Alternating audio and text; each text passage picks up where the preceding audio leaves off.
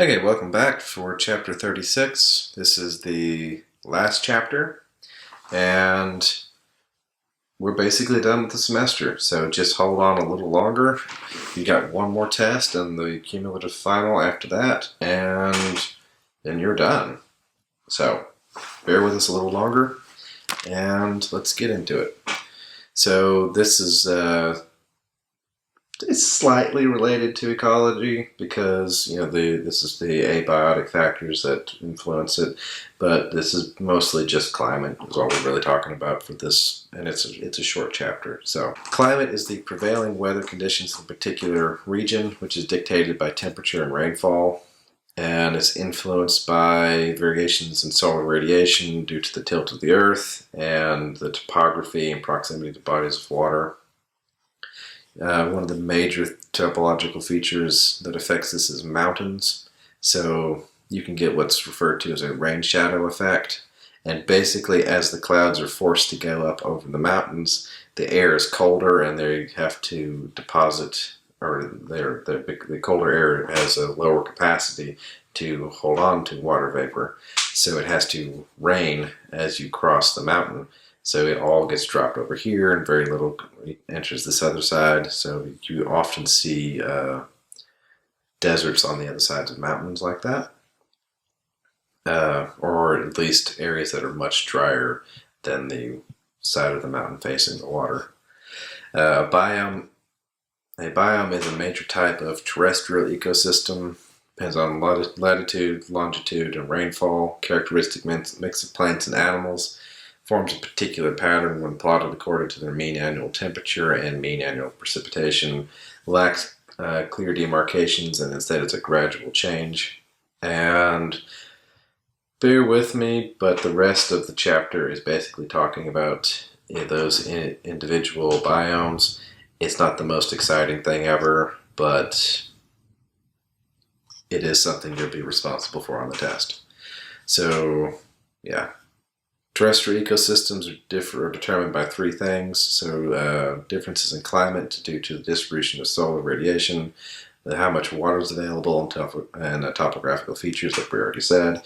And if you plot it out, this is basically the average map that you'll get. Don't worry about having to identify anything on here. Just know that it's hotter near the equator, hotter and higher precipitation near the equator, and then as you go out from the equator, it gets colder and drier.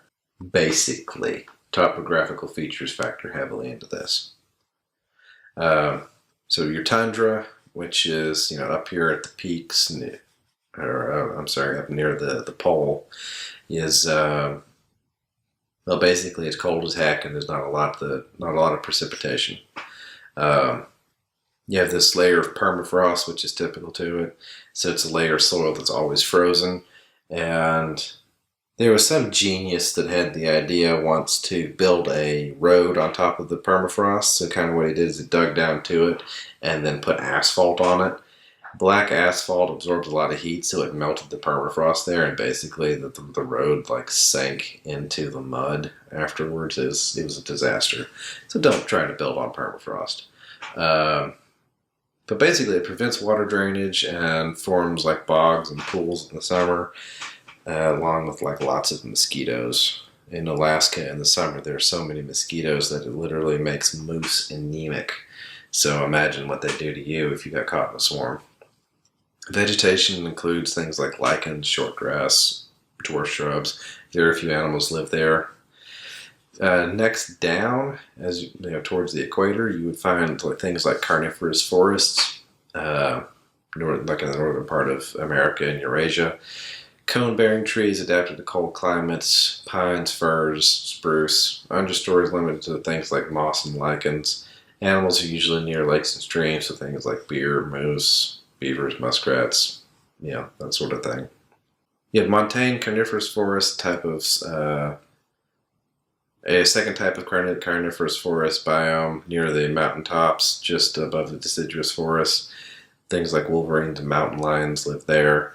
And then you have temperate carnivorous rainforests, western coast of the U.S. and Canada, plenty of rainfall and rich soil. So you have really tall trees like redwoods, for instance.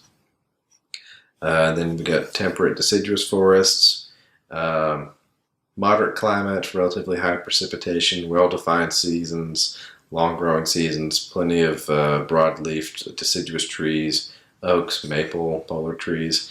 Again, the things in bold are the things you need to know about each particular thing.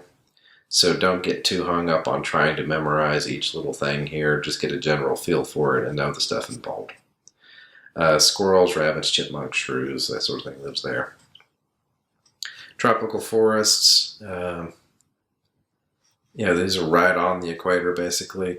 Tons of precipitation, great diversity because it's nice and warm there, loads of energy, constant rain. The trees themselves actually go a long way towards producing the rainfall because of the sheer amount of water they draw up from their roots and then evaporate into the air with their leaves.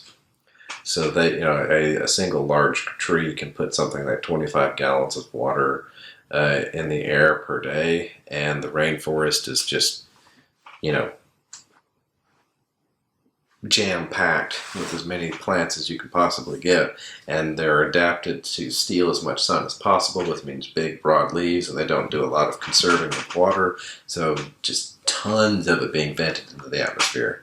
So, of course, it's going to rain a lot, too. Complex structures are the complex structure with many levels of life. So you've got, you kind of divide the rainforest up into like slices that are stacked on top of each other. So some things live on the ground, some live in the trees, some live above the trees, or in the treetops, I mean. So it's just kind of hectic. Epiphytes are plants that grow on other plants, and they generally have like fairly terrible roots, and what they'll end up doing is their root system ties into the other plant and steals resources from them, from their xylem and phloem, kind of parasitic little plants.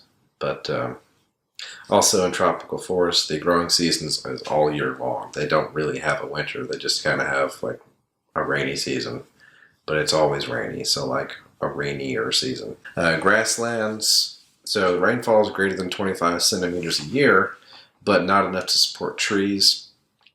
Natural grasslands have declined because they tend to be used to grow crops on them, and their grasses are well adapted to a changing environment because they have to deal with, flooding, drought, fire, grazing, so they tend to be pretty stubborn, and they grow seasonally. Areas with higher rainfall can support taller grasses, drier areas, shorter grasses, so that should make good sense. A subcategory of that would be like a prairie, and that's just, so the thing about that is we used to have tons of bison on the prairie, but now it's mostly small animals, prairie dogs, rabbits, that sort of thing.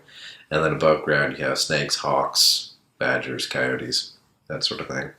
Savanna it's similar to a prairie, but you have some trees spotted throughout it. Relatively cool dry season followed by a hot rainy season. The African savanna is like your typical example for this. Large variety of herbivores. Carnivores include things like lions, cheetahs, hyenas, leopards. Deserts are defined by annual rainfall less than 25 centimeters. The thing about it is technically speaking, the poles are also deserts because it doesn't rain there. So it's a cold desert. And then these are like hot deserts. But we're only really concerned about like what you normally think of like the hot desert. Also, Sahara, that the word Sahara means desert. So the Sahara Desert is the desert. Yay for creative naming. But anyway, hot days, cold nights, because water goes a long way towards temperature regulation. Bodies of water absorb heat during the day and release it at night. So it helps keep your average temperature stable. But deserts don't have any such thing, so it's really hot during the day, and you've got no clouds to, reflect any of the heat or anything, and then really cold at night. Plenty of deserts and, non-succulent sagebrush. A lot of animals that live here are burrowing. Most are nocturnal to avoid the heat. It's surprising how many things live in the desert are fuzzy little things because it's so cold at night when they're actually active. Reptiles and insects have waterproof outer coverings to conserve water. There's actually, in some of the hottest deserts of the world, there's these little ants that basically look like they're made of chrome. And because they're so shiny, they can withstand the noonday sun for a relatively extended period of time, like 10 minutes, which is when they do all their hunting, because there's always plenty of things that have died from heat exhaustion during that window. So they'll just go out and find things that have died and drag them back in. So that's kind of cool. Aquatic ecosystems, you've got fresh and salty, and then brackish is where they mix, which forms your coastal ecosystem. Estuaries are partly enclosed bodies of water where fresh and saltwater mix. You've got things like coastal bays, tidal marshes, deltas, lagoons, and these are like the nurseries of the sea, because a lot of a lot of species will spawn in these areas, and their young can survive fresh or brackish water, but adults really can't for extended periods of time, which means they're safe from predation mostly, except for like tiger sharks, because tiger sharks can survive even in fresh water. So if it wanted to, it could swim all the way up the Mississippi. Oceans cover approximately 75% of the Earth and have a major role in redistributing heat in the biosphere, which helps kind of maintain your climate, which we already talked about that. And that is it for Chapter 36, which means that is all of the new material for the semester. So you've got Exam 5 and the cumulative final, and you are done. So good luck with that. And questions, comments, concerns, let me know. And I will see you for the final.